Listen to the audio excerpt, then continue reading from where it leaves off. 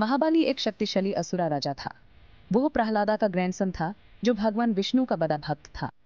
महाबली अपनी जेनरोसिटी और स्ट्रेंथ के लिए फेमस था। वो अपने किंगडम को जस्टिस और विजडम से रूल करता था।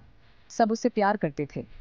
एक दिन इंद्रा, जो देवस का राजा था, उसने महाबली के किंगडम पर अटैक कर दिया। इंद्र महाबली की पावर और पॉपुलैरिटी से जेलस था। देवस और असुरस के बीच एक बड़ा युद्ध छिड़ गया। महाबली और उसकी असुरा आर्मी ने बहुत ब्रेवली लड़ाई की। असुरस, जो शुक्राचार्य के मृत संजीवनी विद्या से एम्पावर्ड जीत रहे थे। इंद्र डिफीटेड और डिसहार्टेंड एडवाइस के लिए अपने गुरु बृहस्पति के पास गया।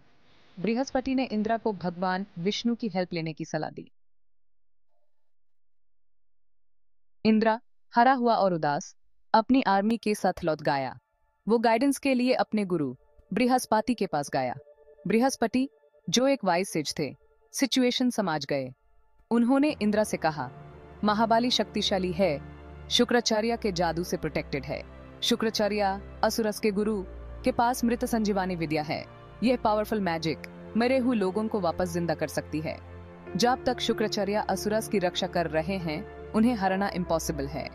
बृहस्पति ने कहा, हमें एक डिफरेंट अप्रोच की जरूरत है इंद्र। भगवान विष्णु ही हैं जो अब हमारी मदद कर सकते हैं। इंद्र बृहस्पति की बात में विजडम समझकर विष्णु की हेल्प लेने का डिसाइड करता है।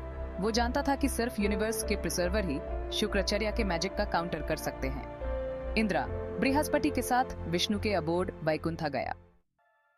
विश्वजीत याज्ञ सक्सेसफुली कंप्लीट हो गया। महाबली रिचुअल की वर्ड्स की अकॉर्डिंग इमेंस पावर गेन कर चुका था। वो अब देवस के लिए एक थ्रेट बन गया था।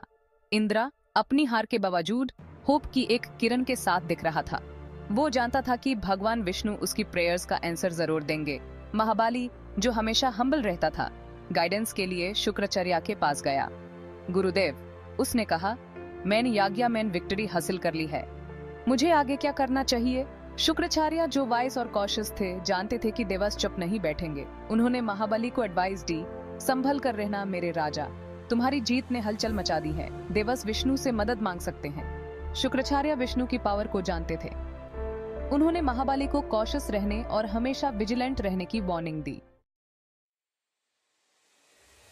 Section 5, Indra's penance and Vishnu's बून।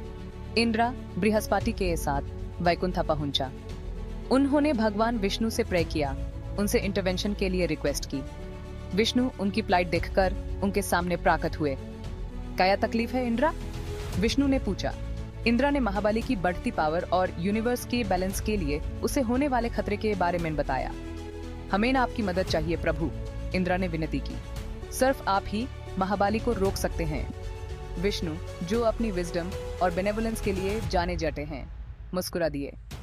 चिंता मत करो इंद्र, विष्णु ने असुर करते हुए कहा, मैं कोई ना कोई रास्ता निकालूंगा। विष्णु जानते थे कि महाबली से डायरेक्टली कन्फ्रंट करने से एक भयानक युद्ध होगा। उन्हें एक अलग प्लान बनाना था, एक ऐसा प्लान जिसमें कनिंग और डिवाइन इंटरवेंशन की जरूरत होगी। Section 6, Aditi's prayers and the birth of Vamana. Vishnu ने अदिति, देवास की माता, की तरफ टर्न किया और कहा, अदिति, भृगु की बेटी, तुम्हारी फ्रेंड के पास जाओ। उससे रिक्वेस्ट करो कि वो तुम्हारे लिए एक बेटा पैदा करे। अदिति कंफ्यूज्ड लेकिन फेथफुल, जैसा कहा गया था वैसा ही किया। वो भृगु की बेटी के पास गई और उनसे विनती की। भृगु की बेटी अदिति की प्ली से इमोशनल होकर मान गई। उसने एक पावरफुल रिचुअल परफॉर्म किया जिससे भगवान विष्णु का ब्लेसिंग्स इन्वोक हुए। जल्दी हाय अदिति को एक डिवाइन सन का ब्लेसिंग मिला।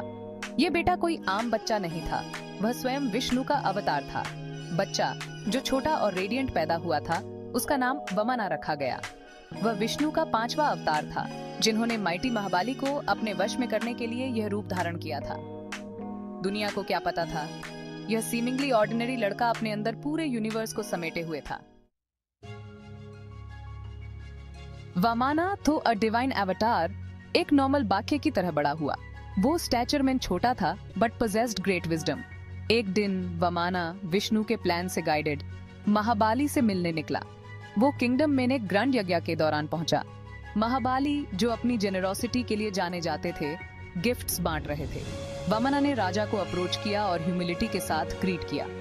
महाबली यंग बॉय के डिमीनर से इम्प्रेस्ड होकर बोले, वेलकम चाइल्ड, मेन आज तुम्हें क्या ऑफर कर सकता हूँ। वामना ने अपनी सॉफ्ट वॉइस में कहा, हे राजन, मैं तो बस अपने कदमों से नापी हुई 3 पग जमीन मांगता हूँ। महाबाली सीमिंगली इनसिग्निफिकेंट रिक्वेस्ट पर अम्यूज्ड हुए और हंस पड़े। 3 पग जमीन? क्या बस यही डिजायर है तुम्हारी? महाबाली यह सोचते हुए कि वामना की रिक्वेस्ट अनइम्पोर्टेंट है, रेडिली अग्री कर गए। तथास्तु वामना, उन्होंने कहा, 3 पग जमीन तुम्हारी होगी। शुक्राचार्य कुछ गड़बड़ सेंस करते हुए महाबाली को वार्न करने की कोशिश की, लेकिन राजा अपनी बात पर अड़े रहे और पीछे हटने से मना कर दिया। जैसे ही महाबाली अग्री हुए, वामना बढ़ने लगा। वो लंबा और लंबा होता गया। उसका शरीर पूरे यूनिवर्स को ढकने लगा।